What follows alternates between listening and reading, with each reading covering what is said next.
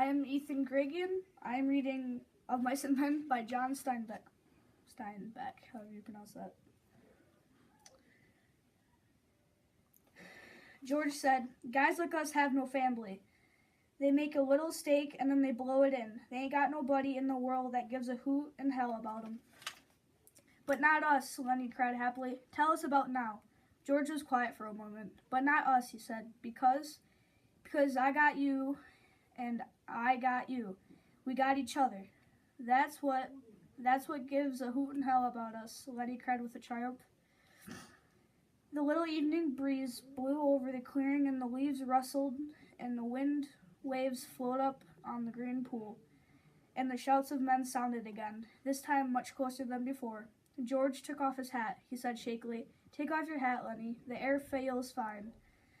Lenny removed his hat dutifully and laid it on the ground in front of him. The shadow in the valley was bluer, and the evening came fast. On the wind, the sound of crashing in the brush came to them. Lenny said, "Tell me how it's going to be." George had been listening to the distant sounds. For a moment, he was businesslike. "Look across the river, Lenny, and I'll tell you so you can almost see it." Lenny turned his head and looked off across to the pool and up to the darkening slopes of the Gabions. "We gonna get a little place," George began. He reached in his side pocket and brought out Carlson's Luger. He snapped off the safety, and the handgun lay on the ground behind Lenny's back. He looked at the back of Lenny's head, a place where the spine and skull were joined. A man's voice called out from the river, and another man answered. "Go on," said Lenny. George raised the gun, and his hand shook, and he dropped his hand to the ground again. "Go on," said Lenny. "How's it gonna be? We gonna get a little place."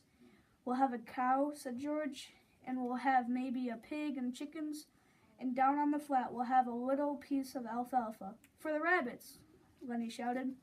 "For the rabbits," George repeated. "And I get to tend the rabbits, and you get to tend the rabbits."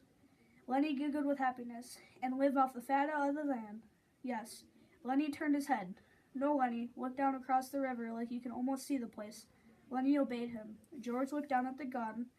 There were crashing footsteps in the brush now. George turned and looked toward them. "Go on, George. When are we going to do it?" "We're going to do it soon. Me and you. You and me. Everyone's going to be nice to you. Ain't going to be no more trouble. Nobody's going to hurt you nor steal from them." Lenny said, "I thought you was mad at me, George." "No," said George. "No, Lenny. I ain't mad. I never been mad, and I ain't now. That's the thing I want you to know." The voices came close now. George raised the gun and listened to the voices. Lenny begged, "Let's do it now. Let's get that place now." "Sure, right now. We gotta." And George raised the gun and steadied it, and he brought the muzzle of it close to the back of Lenny's head, and the hand shook violently. But his face set and his head steadied. He pulled the trigger. The crash of the shot rolled up the hills and rolled down again. Lenny jarred and then settled slowly forward to the sand, and he lay without quivering. George shivered and looked at the gun. Then he threw it from him, back up on the bank, near the old pile of ashes. The brush seemed filled with cries and the sound of running feet. Slim's voice shouted, "George, where you at, George?" But George sat stiffly on the bank and looked at his right hand that had thrown the gun away. The group burst into the clearing, and Curly was ahead. He saw Lenny lying on the sand. "Got him, by God." He went over and looked down at Lenny, and then he looked back at George. "Right in the back of the head," he said softly. Slim came directly to George and sat beside him, sat very close to him. "Never you mind," said Slim. "A guy got to sometimes." But Carlson was standing over George. "How'd you do it?" he asked. "I just done it." George sat tiredly. "Did he have my gun?" "Yeah, he had your gun." "And you got away from him, and you took it and killed him?" "Yeah, that's how." George's voice was almost a whisper.